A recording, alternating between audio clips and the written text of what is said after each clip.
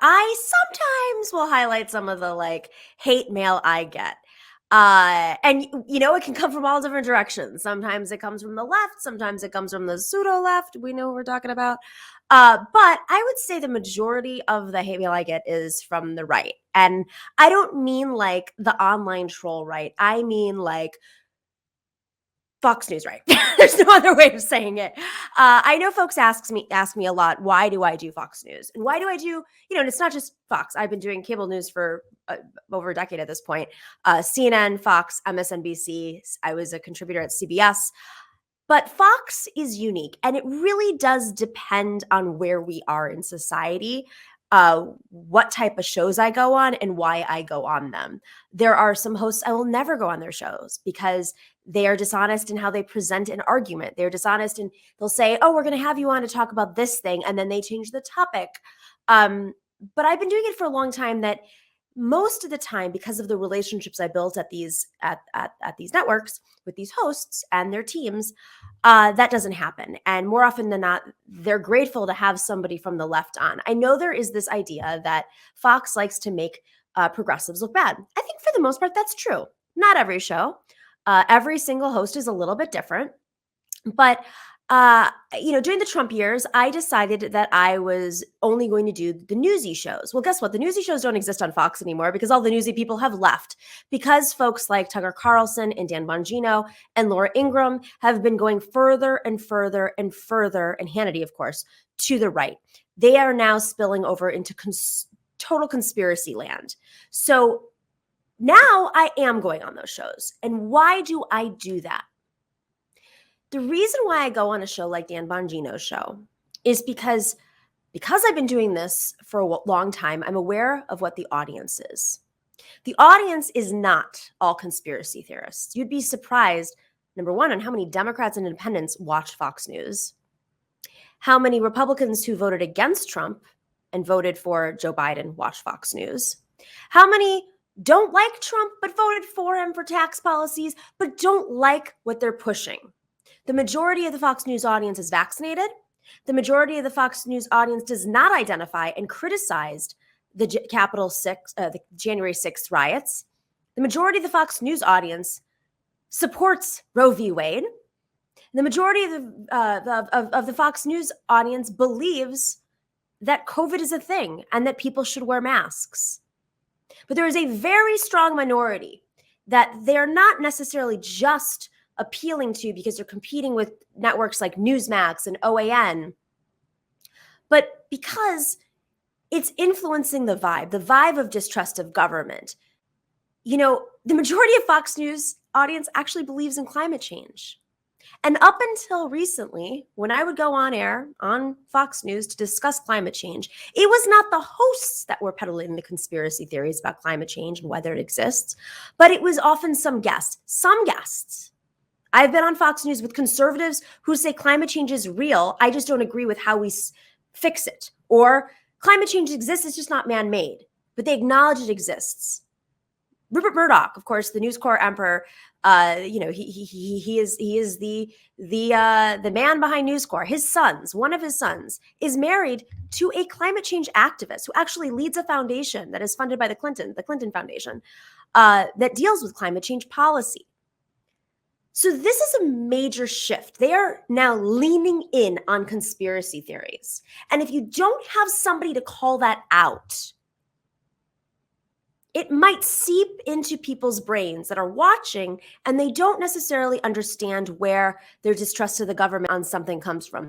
I don't know why I don't like Fauci, but I heard something and I don't remember where I heard it from, even if someone believes in COVID and taking the vaccine. You need to do the pushback. The second part here is I sometimes get messages from progressives or trolls online or whatever saying, you should have said this, you should have said this, you should have said this, and you should have done these stats. When you're talking on Fox News, you're not talking to a progressive audience. You do not have 10 minutes to do a major debate. You're not sitting on a 3-hour-long podcast. This is an entertainment channel. And with all that being said, there is a psychology of messaging. I spent a lot of time in this industry. I usually go in with 3 stats and I hit on them. But in the case of this clip here with Dan Bongino, which will roll after this, and you can watch, I was debating climate change, whether or not it exists. And sometimes you have to do what you have to do, which is basically appeal to somebody's personal interests and observations. Because I'm going to guess the majority of people watching Fox News and watching that clip have seen that the temperatures have gone up, have seen tornadoes, have seen the wildfires, have seen hurricanes, have had their power go out, that they've personally felt climate change. And I don't want them to feel crazy because this is not normal. And so sometimes you have to just say the very basic things. The psychology of messaging is about what speaks to somebody's soul and psyche and how you speak to them. You can throw in a million facts. You can scream, you can laugh, you can be quiet, you can raise your voice, you can be firm and tough, you can be kind. That is all window dressing. Is how you speak to their psyche. I was raised in a home with lawyers. This was a big part of how you message to a jury facts, because we are not wired, believe it or not, to process with facts. We learn to do that in school, and it is extremely helpful in times of a pandemic.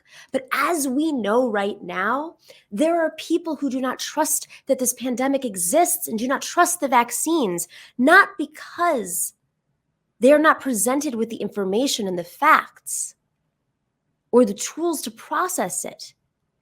It is because there's another group out there that is speaking to their fears, their anxieties, and channeling it into something. And if we don't think that way about our messaging, we're going to lose this fight. So I go on Fox News because I know there are good people who watch Fox, who believe in climate change, who believe in this pandemic, who are one of the 77% of Americans who believe that Roe v. Wade should continue to exist, should not be shot down. This is what America looks like. But America right now is being ruled by a very rebellious, anti-authoritarian, and conspiracy-driven minority. And if there's nobody on there to aggressively counter that conspiracy, then somehow your good friend who may have voted for Biden but is a Republican or independent that watches Fox, or goes to the gym and that's when they see Fox, or sits in an airport or a local bar and that's when they watch Fox, suddenly they went from being somebody who believes in science to now questioning, is it really some big, vast conspiracy theory? But if they don't hear the alternative, then they'll never know how they changed. We have to fight at every level right now. I could do a dissertation on Fox, but let me tell you something that's not going to hit people. You got to hit them where their hearts are. And in that situation with Dan Bongino, I literally have to call him out for not acknowledging reality. Because you know something that people don't like to hear when they're conspiracy theorists? That they're not living in reality. But, addendum here, if you are a progressive that goes, or supposed progressive that goes on Fox News, and you are not arguing with them, even if you agree on one or two little points, if you are not differentiating and understanding that when you agree with somebody on Fox News, you are not winning them over. You are not winning over Donald Trump by going on Fox News. You're not appealing to him. That might be a cute strategy, but as someone who's done over, probably at this point, 2,500 appearances on Fox News, who's seen the numbers, who sees the audience, who sees the ticks, and when an audience gets excited and doesn't, and tunes in and tunes out, and what that audience looks like between shows and segments and times of day, how they respond to women, how they respond to Democrats, how they respond to conservatives, how they respond to Tucker Carlson. This is all available. It's not perfect information, but it is available. If you're going on Fox News because you want to appeal to Donald Trump, how'd that work out for you? Nomiki, thanks for joining me again. I appreciate it. Pretty simple question up front. If hurricanes are getting worse and storms and are getting more extreme, then why aren't hurricanes and storms getting more extreme? There's no data to back that up. Well, there is data to back that up. Over the last 1,300 years, the last 50 have been the warmest on record, every year being warmer than previous. So when the oceans get warmer, you have more hurricanes, which is also factual. We've had more hurricanes this year than ever before. And we've had stronger storms that are outside the normal path. There is a consensus of scientists, world leaders. There's a consensus of corporate leaders. Corporate leaders are now on the same page because they're realizing that they're losing money. So there is a global consensus about climate change, and there's a local consensus. People know, they know. Today was 61 degrees, the hottest day ever recorded in history on this day in New York City alone. People understand how climate works now. We have to move past that because it's costing people's lives, their homes, their businesses, their insurance costs are going up. It's really hurting individuals across the board. Nomiki, if what you just said was accurate, which it isn't, then why is the National Hurricane Center data indicating that hurricane impacts of the United States are at an all-time low? You know, we went more than a decade without a major hurricane. That was the longest such period in recorded history. You can see the quote right there from the National Hurricane Center. So what about Hurricane Maria? What consensus? I think you're talking about the Nomiki consensus, because that doesn't seem right. I like the branding on that one. I might start a blog and just invite a bunch of scientists to join that blog. But I mean, Hurricane Maria is a perfect example. 4 years ago, Hurricane Maria hit Puerto Rico, and still to this day, they're dealing with the consequences of that hurricane, and that there are still homes without roofs and tarps. Are still covering it as they get storms constantly. The power yeah, but that's kind of a, you can't go. You're not answering the question, though. All right, I got to move on. You're not going to answer record, though. All right, that's not what the data says. I just showed it to you, but you don't have to be interested in data. Strongest hurricane on record is Hurricane Maria in Puerto Rico. That's the US. Climate change is making these storms more severe. There's no evidence of that either. Here's the International Panel on Climate Change report. They say pretty clear as day, trends in tornadoes associated with severe convective storms are not robustly detected. So again, is the Nomiki consensus otherwise, that no, they're getting worse because you said so? No, I think, like I said, it's not about getting worse. It's that there are more of them and they're getting worse.